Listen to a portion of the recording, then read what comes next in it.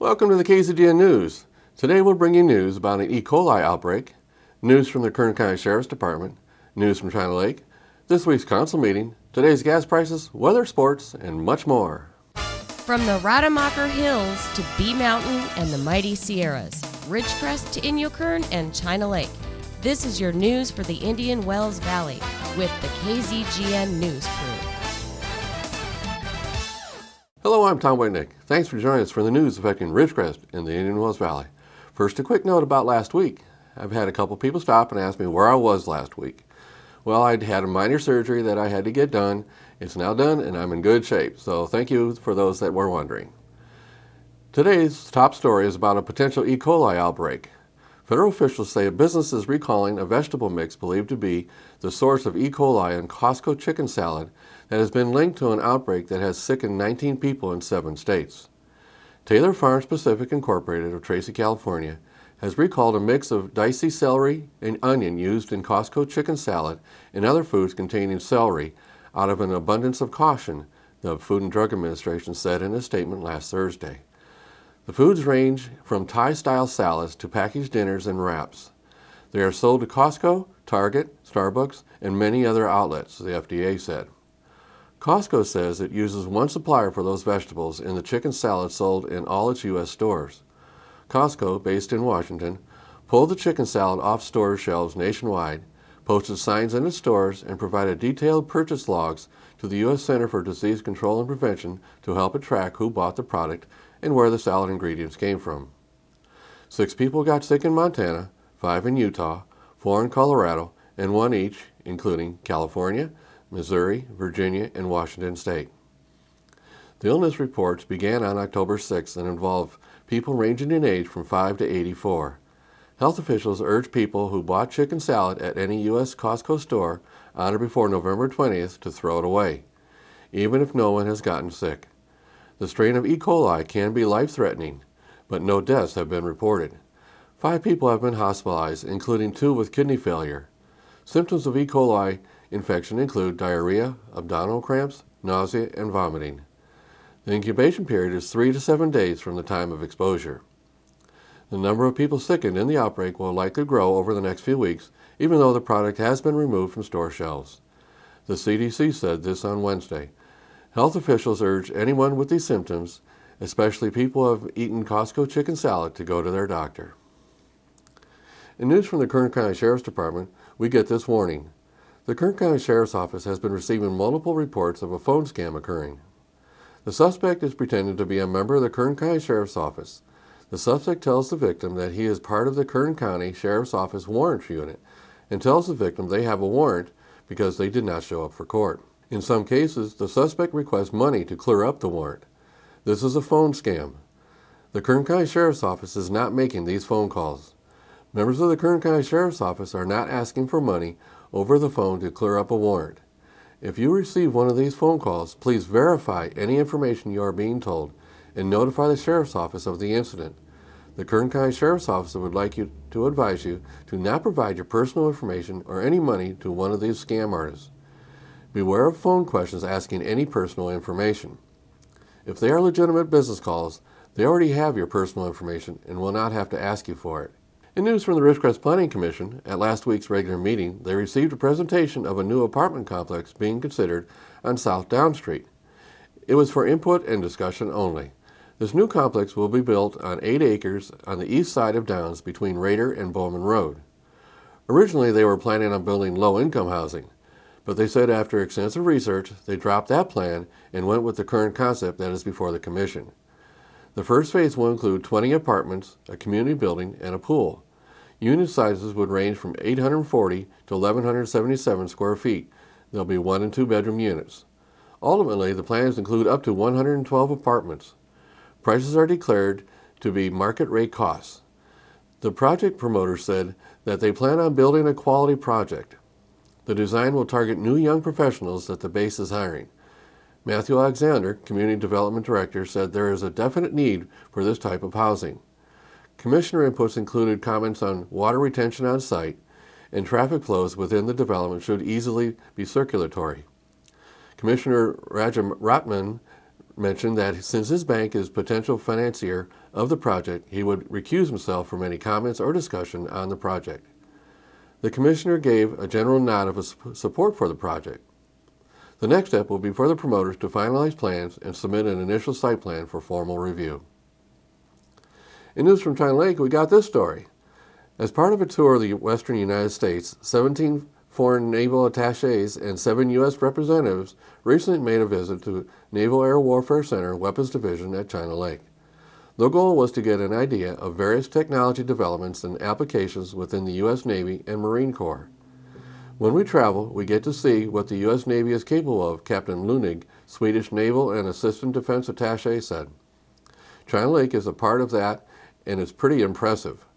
Following a division overview, the attachés toured NOCWD's integrated battlespace arena to view simulation technologies, the additive manufacturing developments within the machine shop, and autonomous aerial vehicles with members of the Image and Signal Processing Group, among other laboratories. The attachés seemed to really enjoy seeing the shootable remote threat ground target systems and were particularly interested in the emerging utility of additive manufacturing. Ken Hayes, Applied Manufacturing Technology Division Head, said, "I could tell they appreciated understanding how WD's manufacturing capabilities fit into the larger industrial base, commercial and organic, and were able to contrast that model with their own country's constructs." A couple of attachés even discussed opportunities to collaborate with the division. Vice Admiral Ted Branch, Deputy Chief of Naval Operations for Information Dominance and Director of Naval Intelligence, explained that the naval attachés are taken to Naval and Marine Corps stations throughout the United States each spring and fall in an effort to build stronger partnerships and trust with other navies, and to give them a chance to experience the people and diverse cultures within the country. "We've enjoyed our day here touring China Lake," Branch said. "We certainly got a sense and appreciation of what goes on out here and the great people who are doing it." This fall's tour began with a visit to Marine Aviation Weapons Tactics Squadron at Marine Corps Air Station, Yuma, Arizona, before traveling to NOCWD China Lake. From here, the group went to Bridgeport to visit the Marine Corps Mountain Warfare Center and ended with the Naval Strike and Air Warfare Center at Naval Air Station, Fallon, Nevada. For more information, contact the NOCWD Public Affairs Office at 760-939-3511. Now stay tuned for more news from China Lake when we come back.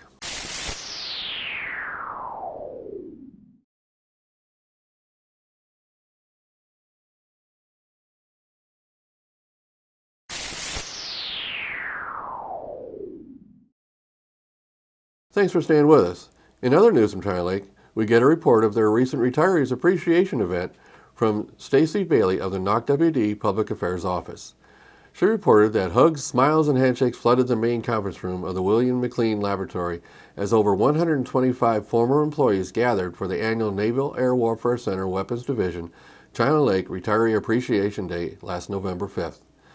"I enjoyed getting to reconnect with some of my old buddies here," Mike Cash, retired program manager, said. "This is home away from home." Rear Admiral Brian Corey, NOCWD Commander, and Executive Director Scott O'Neill welcomed the attendees while sharing their individual accounts and experiences with the Weapons Division. Corey acknowledged O'Neill's role in moving the command's mission forward throughout his 40-plus years of service. "I think everyone here knows Scott O'Neill," Corey said. "He is my partner here, and he is the guy who holds it all together. He's been able to help people understand that it is this workforce that is our national asset. The wonderful ranges we have, the equipment and airplanes are nothing without the workforce. It's you who make the difference." O'Neill touched on the necessity of transferring knowledge from generations of employees. The presentations were a small example of that, as guests were able to see workforce updates from presenters who'd been in China Lake for decades to those who've only worked at WD for less than 5 years. Newcomers like systems engineer Alexandra Scherer, chemist Dr. Paul Goodman, and several young scientists and engineers from the Autonomy Group presented alongside WD veterans like Kurt Rockwell, Gary Wheelock, and Dr. Gary Hewer to provide brief updates on what the division has been doing and will be working on. "It's a pleasure to be here," Goodman said as he began explaining his research on pyrolyzed bone-derived materials. That's a tongue twister. "I'm really happy that I was asked to do this, especially with them choosing only 4 topics to present today. Of all things they could have done here, this is pretty exciting for me. In addition to Goodman, the day's presentations included updates on unmanned vehicles, energetics, and several briefs on developments in autonomy. It's always hard to know how much detail these presenters are going to go into, Alice Campbell, retired mathematician, said, but when you see the detail, you realize that the brain power is still here. I was happy to see the young engineers and scientists who, after only 2 years of working here, has accomplished a lot already. It's exciting to see. Retiree Appreciation Day is an annual event designed to thank retirees for their past work at the command, welcome them back, and provide them with an opportunity to stay in touch with former co-workers and friends. For information on upcoming events for alumni and retirees, contact the Retired Activities Office at 760-939-0978. The City Council will meet this Wednesday for their regular meeting. The meeting will be in City Hall and start at 6 p.m. Here's the rather lengthy agenda. On the consent calendar, the Council will consider authorizing the award of a construction contract to DBX Incorporated for the construction of the traffic synchronization project from California Avenue to College Heights Boulevard in the amount of $225,000. Next, the Council will consider accepting 2 grant easements for roadway purposes from Southern California Edison. Then the Council will consider approving a contract change order for the amount of $3,422.50 with the contractor, Griffith Company, for the Richmond Road project. Next, the Council will consider authorizing the application for a financial assistance application with the State Water Resource Control Board. Then the Council will consider approving the release of Water Blasters Incorporated from their existing lease agreement. In the more interesting discussion and other actions items section of the meeting, the Council will receive a presentation and adopt a resolution of the Ridgecrest City Council accepting for filing the other post-employment benefits actuarial study as of June 30th, prepared by Nyhard Company. Then the Council will have a discussion of transient occupancy tax, or TOT, audit options, review, and a proposal from staff. Next, the Council will have a review and discussion of the special consultant agreement between the City of Ridgecrest and Justin O'Neill. The Council will then have a discussion of a revised Water Conservation and Landscape Ordinance Amendment. In the proposed ordinance section of the meeting, the Council will receive an introduction and first reading of an ordinance of the City Council of the City of Ridgecrest amending the Ridgecrest Municipal Code as it relates to medical marijuana cultivation facilities. And that will wrap up the meeting. Again, it will be Wednesday evening at 6 p.m. at City Hall. In our final story for today, we get news about water waste enforcement actions by the Indian Wells Valley Water District. They have reported that year to date, they have had a total of 340 reports of water user waste. 338 people were contacted.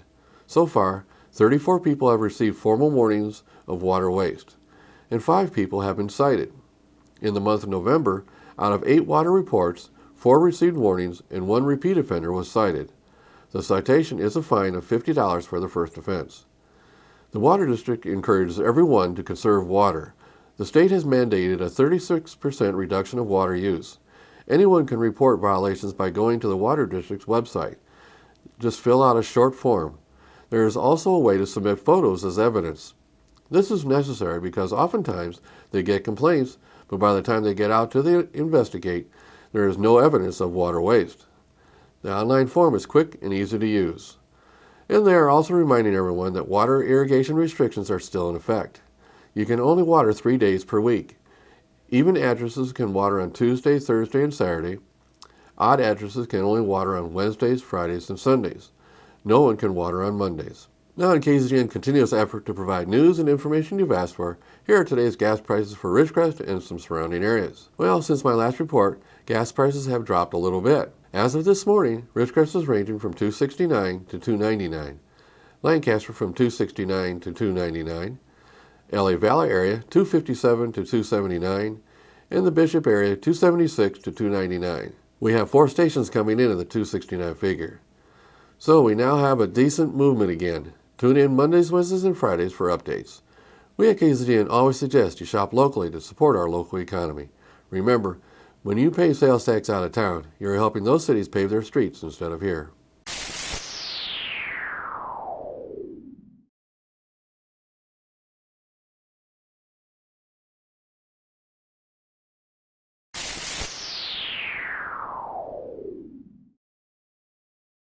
Thanks for staying with us. And now here's Lane with the weather. Thank you, Tom. From the National Weather Service, a winter storm is affecting parts of the Midwest on Monday, with up to 1 foot of snow possible across parts of South Dakota, Minnesota, and northwestern Iowa.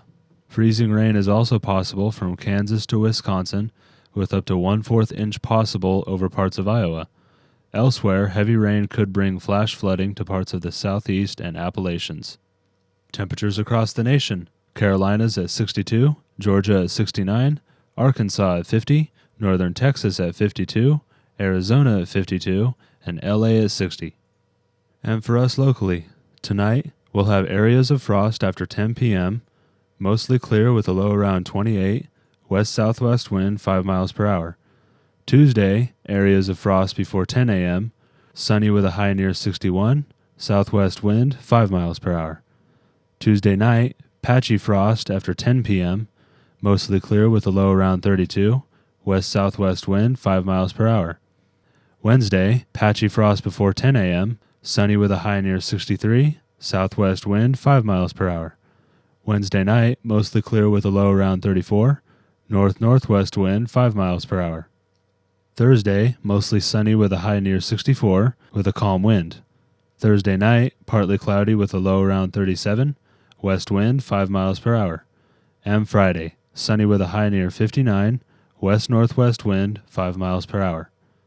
And that is your forecast for the IWV. Now back to Tom. So that's some news for today. All of us at KZGN-TV know you have a choice in what you watch for your news. We all thank you for choosing KZGN-TV, Ridgecrest's only locally owned community TV station.